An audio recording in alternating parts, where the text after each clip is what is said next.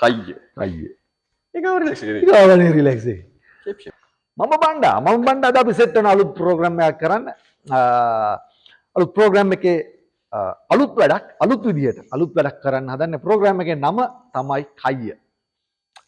කයිය programme එකෙන් අපි ඉස්සෙල්ලාම කතා කරන්නේ කයිය ගැන. මේ ප්‍රෝග්‍රෑම් එකට එන්නේ ලංකාවේ ජනප්‍රිය සුප්‍රසිද්ධ ඔයගොල්ලෝ ආදරය කරන තරු. මේගොල්ලොත් එක්ක මේ පළවෙනි ප්‍රෝග්‍රෑම් සීරීස් එකම අපි කතා කරනවා කයිය ගැන. කයිය ගැන කතා කරන්න යන්නේ ඉස්සෙල්ලාම ඉන්නවා හර්ෂ මල්ලි. හර්ෂ දෙන්නකෝ. මල්ලි අයිබෝන් සරමක් ගහගෙන හොඳ කයියක් ගහන්නම සෙට් වෙලා තියෙන්නේ. අපි ඉතින් අර කයියටම පුරුදු වෙච්ච යාදියන් ඉතින්. එතකොට කයිය ගැන කතා කරන්න දැන් හර්ෂව දන්නවා. හර්ෂ ලංකාවේ ජනප්‍රිය තරුවක්, රංගන ශිල්පියෙක්, වේදිකා රංගන ශිල්පියෙක්, ටෙලිනාට්‍ය රංගන ශිල්පියෙක්, චිත්‍රපට රංගන ශිල්පියෙක් විතරක් නෙවෙයි දැන් අධ්‍යක්ෂකවරයෙක්. හර්ෂත් එක්ක තමයි කයිය ගමු වලි කයියක්. ගහමු කයියක්. කයිය ගැන ගහන්න කලින් කයිය ගැන මොකද්ද ඔයාගේ තියෙන කයිය? මගේ කයිය ගැන අදහස. මට අර හැමතිස්සම කියන්න තියෙන ඕක ගැන අපි ඉතින් දන්න කාලේ ඉඳන් කයිය ගහන්නේ උන්. අපි කියන්නේ ප්‍රසිද්ධයිනේ කයිය ගහන්නේ. ඔව් ඉතින් ඒ කියන්නේ කයිය ගොඩයි වැඩ චුට්ටයි වගේ සීන් නැන්න අපිට තියෙන්නේ කොහොමද? අනිවාර්යයෙන්. ඒ නිසා දැන් අර උඹ මොකක් හරි අහද්දිත් මට බයයි බං. ඒක ගැන මං කියලා ඉවරලා බයි උනේ නැත්තම් එහෙම. ඒ නිසා මේ ප්‍රශ්න පරිස්සම ගන්න. අනිවාර්යයෙන්. දැන් මම මේ දැන් කයිය කියන වචනේත් වෙන ජනප්‍රියයි. දැන් ඇත්තටම දැන් අප විපක්ෂයෙන් හැමතිස්සම කියන ගන්නේ කයිය නායක. ඔව්. දැන් අපි එතනින් පටන් ගමු. රයිට්. කයිය නායක ගැන කියන්න එපා. ඔව් කයිය නායක ගැන නෑ. කයිය නායක කියලා කියන්නේ අරගොල්ලෝ කියන වචනේ. ඔව්. කයිය නායකයයි කියලා දැන් අපිට කියපුවාම අපිට එන චරිතයක් තියෙනවානේ. අපි අනුර සහෝදරයාවනේ. ඔව් හදාගත්ත එතකොට හදාගත්ත එකක් තියෙනවානේ. ඒක හදලා තියෙන්නේ. ඒ කියන්නේ මේ විපක්ෂයේ ඇඩ්වර්ටයිසින් කැම්පේන් එක විසින් හදලා තියෙන්නේ මේක. ඒක හින්දා අපි එයා ගැන කතා කරන්නේ නැහැ. අපි කොහොම වුණත් කයිය ගැන අපිට කතා කරන්න වෙනවා සිංහල ජාතියක් විදියට. අනිවාර්යයෙන්. දැන් ඔය අපි ඒ කතාව ඇත්තනේ. දැන් ඒ ආණ්ඩුවත් කයිය ගහනවා විපක්ෂයත් කයිය ගහනවා. දෙගොල්ලෝ දිහා බලන්න අපිත් කයිය ගහනවා. අපි අපේ කයියෙන් පටන්ගෙන අතන්ට යනවා. රයිට්. මට ඔය කයිය සම්බන්ධයෙන් මිරේ තියෙන්නේ මේ පොඩි දාර්ශනික කතාවකුත් තියෙනවා. ඔක ඇතුළේ ඉතින් මේ මම දන්නේ නැහැ කිව්වට පස්සේ මොකක් කවන්නේ කියලා. මම ඒක තමයි දැනගන්න. මම හිතන එකක් කියන්නේ මේ කට්ටිය හිතලා ඇති. ඉතින් අපිට ඔය එක එක වෙලාවල හිතනවා. ඉතින් මතක තියන් ඉන්න සමහර ඒවා තියෙනවානේ. අර මේ මම විශ්වාස කරනවා මේ ඒක ටිකක් විශ්වාස කරනවා කියන්නේ නිකන් හිතලුවක් නෙමෙයි නිකන් මේ ඉතිහාසයේ ඉඳන් මෙහෙම දේවල් මෙහෙම පෙළ ගස්සගෙන ගියපුවාම අපේ කලාව තියෙන්නේ කොතනද? දේශපාලනය තියෙන්නේ කොතනද? අධ්‍යාපනය තියෙන්නේ කොතනද වගේ කාරණා මෙහෙම හිතාගෙන යනකොට ඊට පස්සේ ඔක්කොමනේ අපේ අනාගතය කොතනද කියන එකනේ මේ ඔය ටිකත් එක්කනේ අපේ අනාගතය තීරණය වෙන්නේ මුළු ලෝකෙම එහෙමනේ. ඉතින් මට කයිය සම්බන්ධයෙන් ඇත්තටම හිතෙන්නේ මේ මම ඔය ඕක කලින් හිතලා තියෙනවා අපි ගොඩක් කතා කරනවා අඩුවෙන් වැඩ කරනවා වගේ එකක් තියෙනවනේ මේ ස්පෙෂලි තුන්වෙනි ලෝක රටවල් වල. එතකොට නිකන් මේ දැන් අපේ කලාව දේශපාලනය ඕක ඇතුලේ වෙන කයිය ටිකක් තියෙනවා. එතකොට ඒකෙන් ඒ එඩියුකේෂන් අධ්‍යාපනය ඇතුලේ එතකොට ඔය ටිකෙන් තමයි අපේ අනාගතේ තීරණය වෙන්නේ. එතකොට අපි ඔය ටිකේ කයිය ගා හිටියොත් අපේ අනාගතේත් අපිට සිද්ධ වෙන්නේ කයිය ගා ඉන්න. දැන් අපිට ඇත්තට වෙන්නේ වෙලා තින්නේ ඒකනේ ගොඩක් කරලා බලනකොට. මට හිතච්ච එකක් තමයි දැන් බෞද්ධ දර්ශනය. බෞද්ධ දර්ශනේ පත්තු වෙන්නේ. බෞද්ධ දර්ශනයනේ අපි දැන් මේ රටේ අපේ රටේ දේවල් ටික මෙහෙම යන්නේ දර්ශනය ඇතුලේ. බෞද්ධ ආගම ඇතුලේ. සමාජ දර්ශනය නෙමෙයි මේ ආගම ඇතුලේ. දර්ශනය තමයි. දර්ශනයෙන් ආගම බවට කැඩිලා ඇවිල්ලා ඒක ජනප්‍රිය කැලට එකතු වෙලා එහෙම දෙයක් දැන් වෙලා තියෙන්නේ. ආගමක් විදියට අදහන පිරිසකුත් ඉන්නවා. දර්ශනීය විදියට විශ්වාස කරන පිරිසකුත් ඉන්නවා. අපිට අදහන පිරිසට මුකුත් කියන්නත් බෑ. ඒක අදහන්න නැතුව දර්ශනය විශ්වාස කරන අයට මුකුත් කියන්නත් බෑ. එකිනෙකා කැමැත්තට ඒ තෝරා ගැනීම එකිනෙකා වෙනස්. ඒක වෙනස්. හැබැයි මට හිතන එක තමයි අපි ගොඩක් කතා අහන්න කැමති ජාතියක්. දැන් නිකන් හිතන්න බුදුහාමුදුරුවොත් ඉස්සර ඔය කොයි හරි කැලේක හරි රජමාලිගාවක හරි ලොකු මණ්ඩපයක හරි ඒකට ගිහිල්ලා හරි කරන්නේ මේ දේශනාව. එතකොට දැන් ඔය දේශනාව අහගෙන කට්ටිය සෝවාන් වෙනවා රහත් වෙනවා එක ඵලයන් වලට ළඟා වෙනවා. ඒ කියන්නේ මෙහෙම කෙනෙක් කතා කරනවා ගොඩක් කට්ටිය අහගෙන ඉන්නවා. හොඳට හිතලා බලන්න ඔය ටයිප් එකම නෙමෙයිද අපේ දේශපාලනයට අවිලා තියෙන්නේ කියලා. අනිවාර්යෙන්. එතකොට වඩා ලස්සනට කයිය ගහන්න පුළුවන් කාටද? වඩා ලස්සනට පිරිසක් ආමන්ත්‍රණය කරන්න පුළුවන් කාටද? වඩා ලස්සනට තමන් කියන දේ මිනිසුන්ට ඒත්තු ගන්නන්න පුළුවන් කාටද? ඒගොල්ලෝ තමයි මේ රට පාලනය කරලා තියෙන්නේ. එහෙම නෙලා තියෙන්නේ. දේශනාව කියන එක කයියක් බවට පරිවර්තනය කරනවා. දේශනාව කියන එක ධාර්මික ආගමික දේශනා දාර්ශනික දේශනා කියන ශෛලය දැන් මේ අපේ රටේ මෙහෙම කරකෙමින් ඇවිල්ලා තියෙනවා දේශපාලනික කයියක් බවට.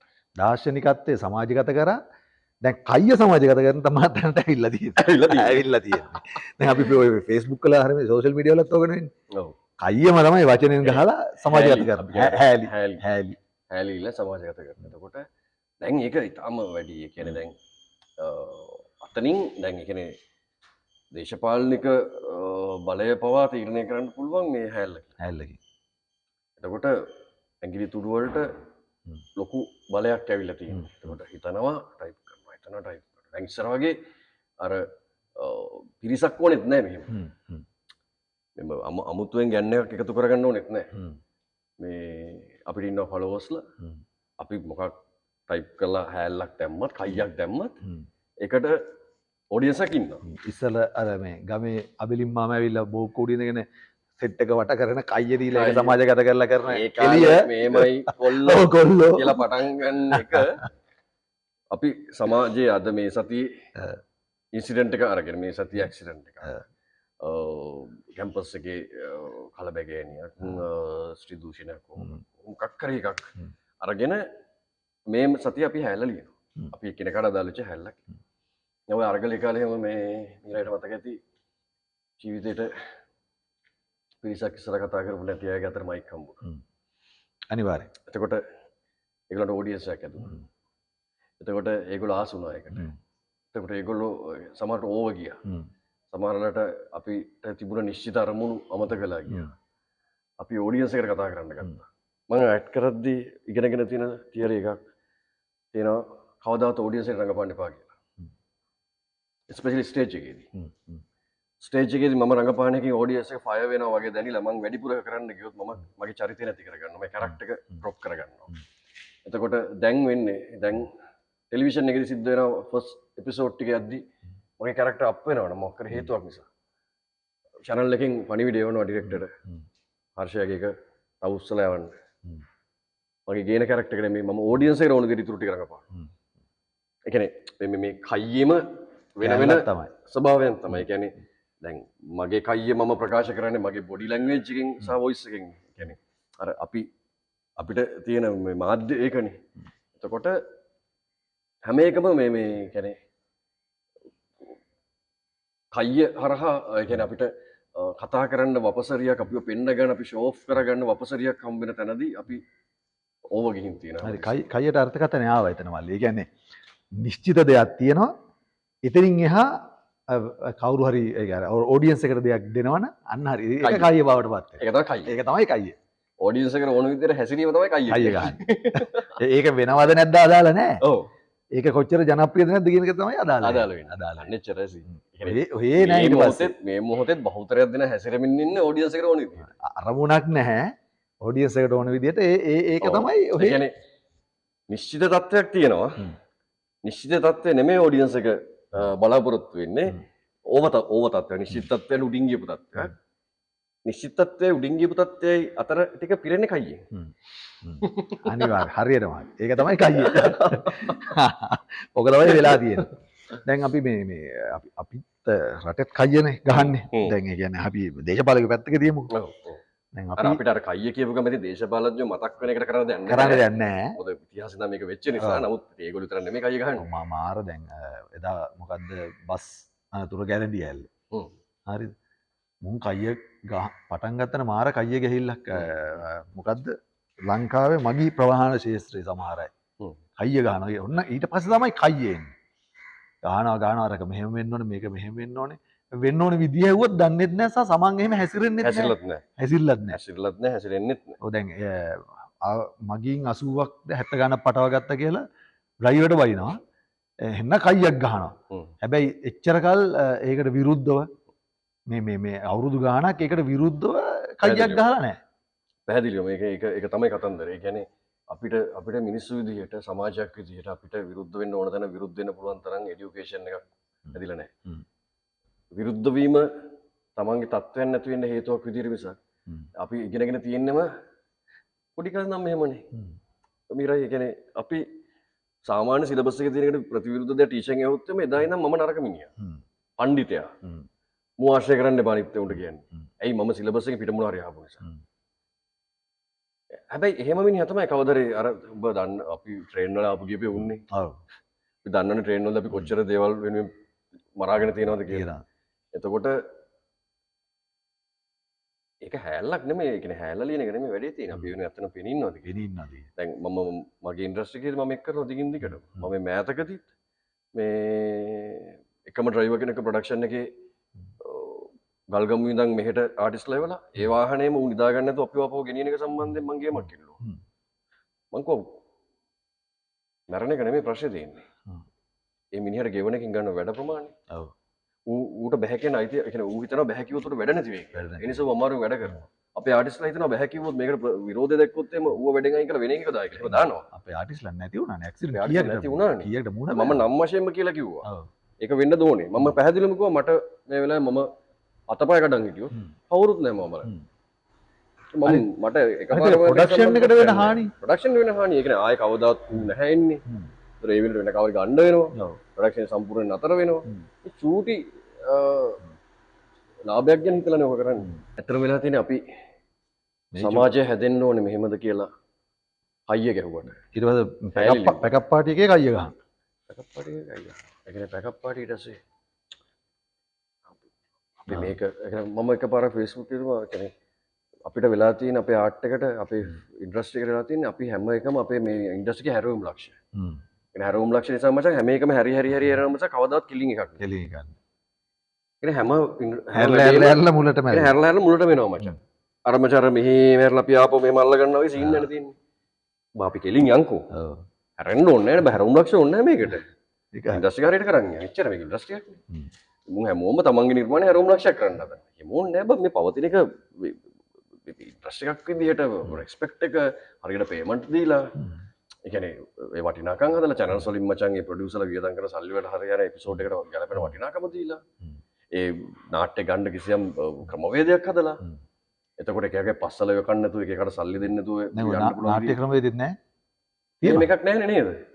මන්නම් දැක්කේ නැහැ මොකද දැන් අපි හිතුවනේ ඒක එහෙම එකක් ඒ කියලා හැබැයි අපිට පේනවා සමහර නිර්මාණ දිහා බලද්දී එකක් කයියක් තමයි. ඔව්. ඉතින් වැඩි තියෙන්නේ සමහර දේවල් වලට අත නොදායිද්දී නිලධාරී පැලැන්තිය බලය පාවිච්චි කරනවා. නිලධාරී පැලැන්තිය බලයට පාවිච්චි බලය අතර ගැනීම තමයි භයානකම තත්ත්වය. ඔක ලෝක ඉතිහාසෙම වෙලා තියෙනවා. ඔක දැන් මේ මරු එකක් නිලධාරී පැලැන්තියට උනේ. දැන් දේශපාලන අපේ දැන් අලුත් දේශපාලන දැන් පවතින රජය ඒගොල්ලෝ ප්‍රතිපත්තිය මේ කිව්වනේ අපි අත දාන්නේ නැහැ කියලා. අම්මට උඩු දැන් ඒලා දෙනවා කොනක ඉඳලා. දැන් ඉස්සර අත දැම්මේ මේමනේ මචං. ඔව්. ඉස්සර අත අඩෝ අරක දාපන්. ඔව්. මේකේ ගනින් මේ වැඩේට. මෙච්චරක් ඕන එපිසෝඩ් එකකින්. එතකොට නිලධාරී පැලැන්තිය හරි සර්. දැම්මා අර එපිසෝඩ් එකේ මෙච්චරක් ඕනම ඒකිනු රුපියල් 5ක් විතර ගන්න ෂේප් එකේ හිටියා. ෂේප් එකේ. දැන් අත දාන්නෙම නෑනේ බං. දැන් අර කුට්ටි පිටි ඔක්කොම ගන්න. ඒක මේ අපේ ජීලි විතරනේ හැමතැනම දැන් දේශපාලන අධිකාරී ඒක දිහා අත දාන්නේ නැහැ කිව්වට පස්සේ මුන් තනි කරම උන්ගේ නිලධාරීන්ට බලය පැවරීමේ කියන්නේ බලය අයිතිවීමේ තියෙන ඛේදවාචකය තව ඉස්සරහට ඉතා වේගෙන් අත්විඳින වේවි. ඇත්තරම ඔක කරන්න ඕම නෙමෙයි. මට හිතෙන්නේ ඔක කරන්න ඕනේ පළවෙනි එක තමයි සිස්ටම් එක හදන්න. සිස්ටම් එක හදන්න ඕනේ කිසිම නිලධාරියෙක්ට කිසිම දෙයකට අත දාන්න බැරි වෙන ඒගොල්ලන්ගේ ලිමිට්ස් එක. අපි දැන් වෙන රටවල සමහර තත්ත්වයන් දැකලා තියෙනවනේ මීරයි. එතකොට ඒ රටවල සිස්ටම් ඇදලා තියෙන්නේ දේශපාලඥය වෙනස් වුණත්, පක්ෂ වෙනස් වුණත්, ආණ්ඩු වෙනස් වුණත් ඒවා වෙනස් කරන්න බැරි විදිහට. එහෙමයි සිස්ටම් හැදෙන්නේ. එහෙම හදන සිස්ටම් එකක අත නොදා ඉන්න එක ප්‍රශ්නයක් නෑ. මේ ජරා ජීර්ණලක් කියලා දෙන සිස්ටම් එක අත නොදා ඉන්නවා කියන්නේ මොකද අර පණින රිලවුන්ට ඉනිමම් බදිනවා සීන් එකක්. ඒකේ රිසල්ට් එක විඳින්න වේවි. විඳින්න ඉන්නවා. ඒක තමයි විඳින්න ඉන්නවා දැන් ආණ්ඩුවටත් අපි යෝජනා කරනවා දැන් ආණ්ඩුවේ සත්භාවයක් අවංක භාවයක් යම් තැන්වල තියෙනවානේ. එතකොට ඒක මැදිහත් වීම කරේ නැත්තම් ඒක ඔයාලා දුන්න පොරොන්දු ඒක කයිය බවට නිරන්තරයෙන් මොකද ඒක වළක්වන්න බෑ. උත්තරේ අපි දන්නේ අපි අත දැම්ම නැහැ කියන එක නෙමෙයි. නෙවෙයි. මේ වෙන සීල දේවල් වලට වගේ කියන්න ඕනේ බලේ ඉන්නවා. බලේ ඉන්න. අපි ගේම් ඉල්ලුවා නම් කලින් ආණ්ඩුත් එක්ක අපි මේ ආණ්ඩුත් එක්කත් ගේම් ඉල්ලන්න සිද්ධ වෙනවා. මොකද වගේ කියන්න ඕනේ ඒකට. අනිවාර්යයෙන්ම දැන් අපි මිනිස්සු පත් කරලා ඇවලා තියෙන තමන්ගේ නියෝජිතයෝ තමන් වෙන වගේ කියන තමයිනේ. අනිවාර්යයෙන්. අනේ අපි දන්නේ නැහැ. අපි දැනන් හිටියේ නැහැ. ඒවට අපි අත ඒ උත්තර නෙමෙයි. අපි බලාපොරොත්තු වෙනවා මේ ඒ කියන්නේ අපි ආවපු ආණ්ඩුව මේ දේශපාලනය පාරිශුද්ධ තැනක්නේ යවලා තියෙන මිනිස්සු. එතකොට ඒගොල්ලෝ ඒක බලාපොරොත්තු වෙනවා මැදිහත් වීම සිද්ධ වෙයි කියලා. එහෙම මැදිහත් වීම සිද්ධ නොවෙනවා කියන්නේ අපිටත් හිතෙනවා මුනුත් ගෙව කයියක් තමයි. හරියටම හරි. ඒක එහෙමනම් අපිට තියෙන්නේ කයියම කන්ටිනියු කරන් යන එක හැර වෙන මොකුත් නැහැ. මොකද මේකෙන් පස්සේ තමන් කියපු කයිය හැර වැඩ කරන කවුරුත් පේන්නත් නැහැ නේ. තමන් කියපු වචන කයිය බවට පත් කරනවද ක්‍රියාව බවට පත් කරනවද කියන එක තමන් අතේ තමයි තමන් අතේ තමයි තියෙන්නේ. වැඩේ තියෙන්නේ. අපි මේ ඔය දේශපාලනය අතාරින්න බෑනේ. අපි කතා කරන්නේ නැහැ දේශපාලන මිනිස්සු ඒක නේද අපි කයිය ගහන්නෙත් ඒක ගැනම ඒ ගැනමනේ කතා කරන්නේ නැහැ කියලා හිතුවට කතා නොකරත් බෑ. මේ දේශපාලන ඇතුළේ තියෙන කයිය මල්ලි වලට පේන්නේ. වෙන්නේ කොහොමද? ඒ ඉතින් විශේෂ වෙනසක් නැහැ. උඹට වෙන වගේම තමයි. මට හිතෙන්නේ අර මේක ගැන කයිය නොගහින්න පුළුවන් හොඳයි කියලා බං. ඒ කියන්නේ කයියම තමයි. ඔව් ඒ කියන්නේ මෙහෙමයි. නිශ්චිත දේශපාලනික ක්‍රමවේදයන් තියෙනවානේ. ඒ කියන්නේ අපි කොහොමද ඡන්දයක් දිනා ගන්න ඕන. අපිට සිද්ධ වෙනවා එකම ලෙවල් එකේ නොවන මිනිස්සුන්ව ආමන්ත්‍රණය කරන්න. දැන් බුදුහාමුදුරුවෝ දේශනාවේදී කරන්නේ ඒකනේ. එතකොට බුදුහාමුදුරුවෝ ගාව වාඩි වෙච්ච හැමෝම සෝවන් උනේ මාර්ගඵල ලැබුණේ නැහැ. ඒතකොට ඒක තේරුම් ගන්න පුළුවන් මිනිස්සු ටික විතරනේ මාර්ගඵල ලැබලා උඩට ගියේ. ඔව්. ඒතකොට ඒ වුණාට එයා 2000කට විතර කයිය කියන්නේ දේශනාව දුන්නානේ. එතකොට බුදුහාමුදුරගේ දේශනාවෙන් ඔය පොත්වල සඳහන් වෙලා තියෙනවා නිකන් 100ට එකක් විතර ඇත්ත කියලා හිතුවා. ඔකෙන් 10 දෙනෙක් විතර ගොඩ එන්නේ නැති. අනිත් උන්ගේ උන්ගේ වැට්ටි කරන් ඉස්සර විතර ඉන්නේ නැති. දැන් උම්මනේ මං ආපහු මේ අරගලේ කරලා බෞද්ධ ශාසනය ඉවර කරලා වෙන ආගම් ගෙනලා ඒ අරගල කරන්නේ ආයෙත් උම්මනේ අර මෙතන රිජෙක්ට් කරන උන් ටික. මෙතනත් ඒක වෙනවා. මෙතනත් ඒකම තමයි වෙන්නේ. ඒ කියන්නේ දැන් මේ කයියට අල්ලගන්න පුළුවන් ප්‍රමාණය අල්ලගන්නවා. ඒ කයියට අහු නොවන ටිකක් ඉන්නවා. කයියට අහු නොවන උන් ටික ඒ සිස්ටම් චේන්ජ් වුනේ නැත්තම් ආයෙත් ඉස්සර වගේම ගේම ඉල්ලනවා. ගේම ඉල්ලනවා. ඕක තමයි ප්‍රශ්නේ. කයියට අහු වුණ ටික උනුත් කයි එක ගහම උනුත් අර ලේසිම විදිය කයියනේ මීරයි. ඒ කියන්නේ දැන් අපේ මිනිස්සු වැඩ කරන්න පුරුදු වෙච්ච જાතියක් නෙමෙයිනේ. අපි ඇත්තටම වැඩ කරන්න පුරුදු වෙච්ච જાතියක් නෙමෙයි. අපි පුරුදු වෙලා තියෙන්නේ කාගෙරි පස්සෙන් ගිහිල්ලා. කාට හරි ගොට්ටක් අල්ලලා. කාට හරි කීයක් හරි දීලා අපේ වැඩේ කරගන්න. ඒකට දීර්ඝ කාලෙම කියන්නේ රජ කාලේ ඉතිහාසයේ ඒ කාලේ නම්මයි ඈ. මේ අද කීයේ මේ දැන් නෙමෙයි. ඉතිහාසෙ නම්ම බුදු මේ රජවරු ළඟම හිටපු උන්ට තමයි හොඳම අර ගම්වර ටික හම්බුනේ. ඒකනේ තාම ඒක තමයි ඊට පස්සේ මේ මිනිස්සරේ ඇවිල්ලා ඉතින් අපි කොට්ටලන ප්‍රමාණය හැටියට අපිට දේවල් හම්බ වෙනවා. ඒතර දැන් ඔය ඒකනේ කියන විකරණය කරන්නවත් බෑ සමහර උන්ගේ මේ ආදායම් කියලා හම්බුනේ කොහොමද කියලාවත්. ඒක කොට්ටල ප්‍රමාණය හැටියට තමයි ඒක. එතකොට දැන් අපිට ඕන වෙන සිස්ටම් එක නෙමෙයිනේ. අපි මහන්සි අපි හිතන්නේ අපිට ඕන ඒක නෙමෙයි අපිට ඕනේ සිස්ටම්. හැමතිස්සෙම අපි කියන්නේ සිස්ටම්. ක්‍රමවේදයන් තිබිය යුතුයි. ඒ රටේ මෙතනින් ඉස්සරහට යනවා. ඒ කියන්නේ මේ ආණ්ඩු වෙනස් වෙලා තව මේ රට කණ්ඩම ඉපදිච්ච එකෙක් ඊළඟට මේ ජනාධිපතිතුමා කියමු. ඌටවත් මේක කණ්ඩ බැරි විදිහට හැදිලා. කණ්ඩ බැරි විදිහට සිස්ටම් එක හැදිලා තියෙනවා. ඔක තමයි පොයින්ට් එක. නැත්තම් හැමදාම මේ විදිහටම කයිය ගහ වැඩිපුරම කයිය ගහන උන් මිනිස්සු දිනවල පාර්ලිමේන්තුවවයි අඩුවෙන් කයිය ගහන්නේ පරදි. ඉතින් අර කයිය ගහපු උන්ට ඡන්දෙ දීපේ උනුත් කයිය ගහම උන්ගේ පස්සෙන් යයි ආපහු. ඊට පස්සේ උන් කයිය ගහම ඉතින් තමන්ගේ වටේ පිටින් අර ඉස්සර වගේම ඉතින් අර වැඩක් නැති දේවල් ටික මේ උලුප්ප ඒවා ටික පෝෂණය කර ඉතින් ඔහේ ඉඳි අබිලින්ලා වගේ. හරි. අපි දෙන්න කයිය නවත්තමු. නැත්නම් මේක බෝරින් කයියක් වෙනවා ඊට පස්සේ. ඔව් මේක අහන් ඉඳලා. කයිය ගැන පොඩි අදහසක් ආවේ.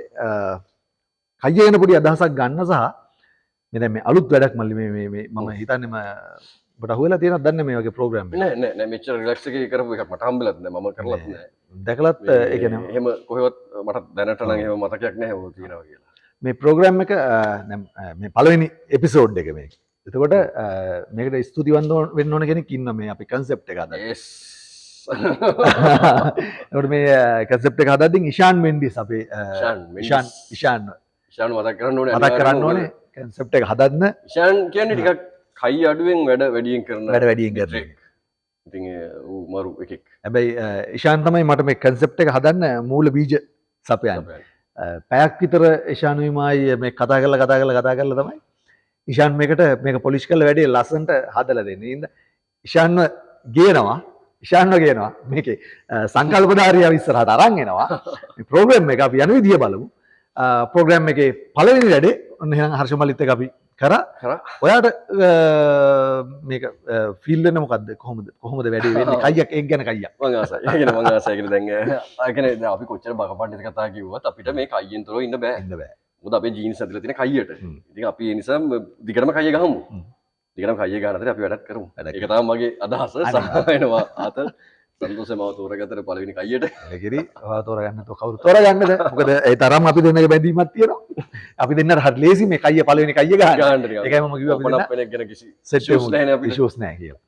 එතකොට අද අපි හිටිය තැන වැඩි සද්ද බද්දක් ඇහෙන්නේ නැති මේ ඉන්නේ හර්ෂමල්ලි ඉන්න අපාර්ට්මන්ට් එකේ යට කාර් පාක් එක අපිට සෙට් වුණ තැන මෙතන තමයි අපි හිත ගියපු තැන. මොකද හැමතිස්සෙම මම බණ්ඩා අපි බලන්නේ රණුගයිමයි අපි දෙන්න බලන්නේ පොඩි වෙනස් තැනක සෙටප් වෙන්න. රයිට් එහෙනම් අදට අපේ කයිය නැවැත්තුවා. කයිය ගැන අදහස් උදහස් චෝදනා සියල්ලම අපිට ඕනේ 0773 972 914 මගේ නම්බර් එක. ඒකට කතා කරලා කයිය ගැන අදහස් දෙන්න. එහෙම නැත්නම් කමෙන්ට් එකේ කමෙන්ට් සෙක්ෂන් එකේ කයිය ගැන දෙන්න. මේ මම බණ්ඩා සබ්ස්ක්‍රයිබ් කරලා යන්න. මේ අපිත් ඉතින් කීයක් හරි හොයාගන්නත්. ඒ අතරතුර ඔයගොල්ලෝට හොඳ වැඩක් ගේන්න තමයි උත්සාහ කරන්නේ. ඉතින් channel එක subscribe කරන්න. අලුත් program එකකින් බලන්න ඕන bell icon එක බටන් එකත් press කරලම යන්න. ගිහිල්ලා නම් ආපහු හම්බෙමු කයියකින් මම බණ්ඩත් එක්ක.